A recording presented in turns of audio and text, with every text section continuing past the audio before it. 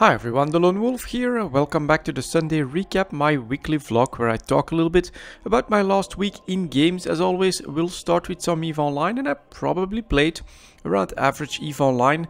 Most of my focus has been on the current event. I earned the accelerator, so I'm pretty happy with that. I don't think I'm gonna get to the full 300 points because I actually missed doing anything in EVE yesterday, just because I'm pretty damn busy and I actually felt really tired after a full week of work. But overall, I still think that this is a pretty good event, especially for newer players, so that they can get used to some of the mechanics in EVE Online that they may not always do otherwise. And for other people like myself, it's just part of the game. I tended to go with a jackdaw for the first 20 points, getting up to 1 million bounties. So just, you know, fly around a little bit, grab some anomalies. If you find something like a Saint-Chaden or something like that with a couple of cruisers, that quickly racks up, and in maybe 4 or 5 systems you very easily get those first 20 points. And then the rest I did it while mining. I do have an Orca, of course. First part you mine for some Velspar, second part it was like Pyroxeres, and then finally Kernite, all of them available in my home system of details. So that's been going quite nicely, but I do look forward to other stuff at this point, because it has been FanFest, of course. So my upcoming plans would be to prepare for the expansion, which is coming at the end of May next month, so that's pretty damn quickly. And of course it's all about the Abyss, those solo dungeons that you have to run in cruisers. So I'm gonna prepare and test some more cruisers out in the upcoming weeks. Happens to be what I've been doing in the last few weeks already, but there is this caveat that I personally think you'll want to move away from the missile shield meta, from the drone meta a little bit, because there will be specific counters to missiles and to drones to make it very annoying for some of the most popular ships to just one-shot all of those dungeons and basically be the best choice no matter what. So I'm thinking some armored tank, laser ships, things like that could be quite interesting, and that's definitely what I'm planning to prep for. Another thing is that we will have an event for 15 years of EVE Online. If you're an Omega, you also get a Society of Conscious Thought battleship, but there will be event sites around there as well, having to do with the drifters, probably telling the storyline into getting us into the Abyss. So pretty cool. I'm not sure how big we can go, because they said that it would be quite challenging and that you would very likely want a couple of buddies to help you out in those sites, but we'll see what we can make of it. It's definitely quite promising. On the blueprint copy front, that is not going so well. I'm being undercut like crazy at the moment. So I think that the interest has dropped off a little bit when it comes to structure parts, structure blueprints, because, well, most people have their blueprints, and now at FanFest nothing all too concrete has been announced except for June 5th.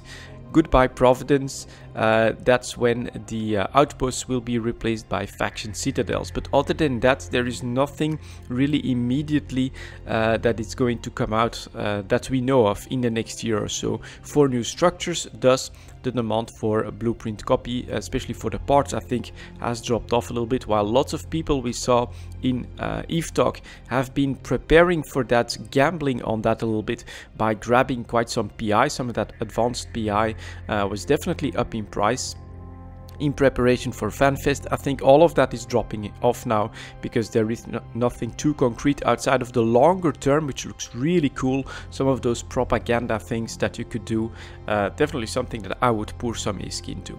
And then it's just been a little bit of PI, and of course I spend a decent amount trying to catch up and watch as much as possible of FanFest. Next up we have some World of Warcraft. I think I still played a decent amount of World of Warcraft, but I am definitely moving away from the 20 hours a week of World of Warcraft that I did when I was leveling up my characters and things like that. I'm at gear score 930. Basically what I do at the moment is I do the daily emissaries, which can potentially get you like a legendary item, and you slowly build up a currency for legendary items as well. I try to do some daily battlegrounds, but my weapon has just gotten to like level 75, which is what you need to unlock all of the perks for that. I really don't feel any pressure to grind more of that. And then from time to time there are some special events like time walking dungeons and things like that. I try to pick some of that up as well, but I'm definitely not racing my World of Warcraft time at the moment anymore. Basically, I think that I want to focus a little bit on my followers, because they could potentially become really good gold makers, and I think if there's anything that I can still do to prep for the expansion, it is to build up some gold reserves and finish my professions. Next to that, it's, to me at least, it's all about having some fun. So it's just gonna be some battlegrounds or whatever I feel like doing on the weekly events or the monthly events that that Blizzard still comes out with. And then of course, yeah, it's actually sooner than we expected.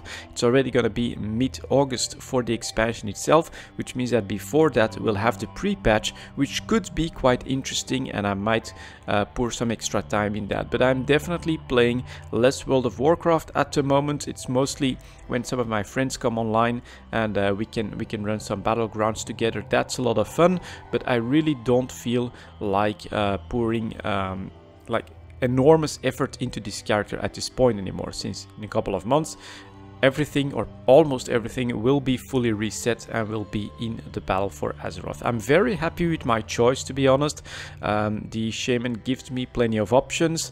I think I do prefer the ranged specs, so I'm either going to go healer, but mainly just elemental shaman for all of that ranged DPS. And I look forward to the expansion itself, getting into that type of content, and then following the evolution of that expansion as it comes out, as Blizzard develops it, because that is of course something that we don't have with Legion or any of the previous expansions. I basically rushed through all of that to get to 110. To get to this point, there are so many catch-up mechanics, so many options, that it is quite overwhelming. So I do look forward to Battle for Azeroth get started when everybody else starts and experience the entire expansion throughout, focusing on a single character. I think it could be quite interesting and quite fun, so we're definitely keeping up with that.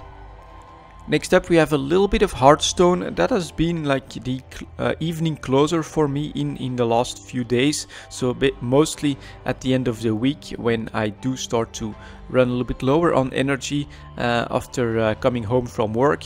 That's when I, do my regular stuff, a little bit of EVE, a little bit of World of Warcraft, just do the maintenance stuff.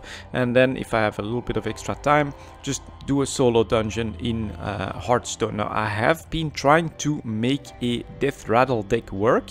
At the moment, I'm looking into the Rogue to make that work.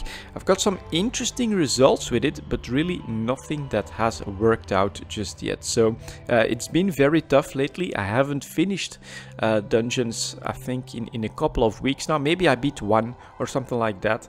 But it's still a lot of fun to now try and build very specific decks, but that is very RNG focused. And so if you decide to not take the most powerful first ability, like all-around ability, you could say, then that does become quite punishing, because you are super dependent on RNG. If you take something like double battle cries, that is really powerful, but if you don't get lots of battle cry options, then it becomes rather useless. And it's doubly that with the double death rattle, which I do think I want to make it work. I want to see if I can get it to work. Just haven't figured out how to do that just yet.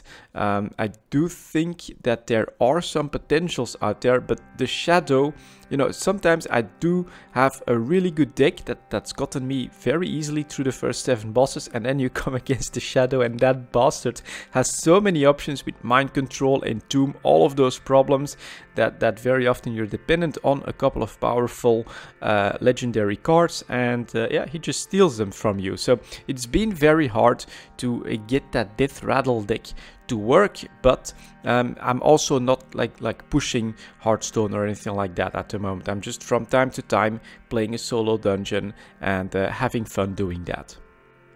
And for my final game, we have a little bit of Stellaris. Now, at the moment, I have to be honest, Stellaris is a weekend game for me, so I wait for my work week to finish before I pour some more hours into Stellaris. It is quite interesting and very, very different at the moment compared to Stellaris from before the final DLC. With Apocalypse, a lot has changed, a lot of the pace is quite different, and I must say, so far I'm playing with some machine exterminators, and I feel like my personal playstyle has actually come out much stronger than before. I'm just the build up ups as much as possible, get that super strong economic base going as quickly as possible, and yeah, you just straight out outperform everyone at this point, or almost everyone at this point. The Fallen Empires, of course, are still overwhelming, but everyone has become like inferior to me quite quickly on the list. And also with the current way how everything is very defensible, you have very strong defenses, and you can't just move all your offensive potential in a single fleet. What that seems to have changed is that the NPC to NPC dynamics have slowed down quite considerably. They don't absorb all of their neighbors right around. If they're like imperialists with a couple pacifists around, they can become unstoppable quite quickly. They don't form like a massive federation against you right off the bat. There's still many more of them around at this point than there usually are, and they're also a bit more fractured. They're not as united against your way of playing the game. So it's very, very interesting, although, and it's still my first game of Stellaris at the moment as well, so I'm still looking at many of the end game things as well, like of course the new Titan ships and things like that. Hopefully I'll be able to get to work on that, but it is, if you like to turtle and if you like to build up that massive economic power block, if you could say, it's definitely a lot better for that. I'm now still growing, still capturing systems, building those up, finding planets, trying to colonize those as quickly as possible, and yeah, I'm like probably 4 or 5 times larger than my neighbors at this point, which is something that you needed to be extremely lucky for in the previous game before the DLC. And now this seems to be, I mean, it could be a one-off because I'm starting in the right part of the map, but it really does feel like that's a much more viable option at this point. So we'll see. I'll keep you guys up to date on that as well as the games progress. That's it for this week, guys. Thank you very much for watching, and I'll see you all next time. System survey complete. Construction complete.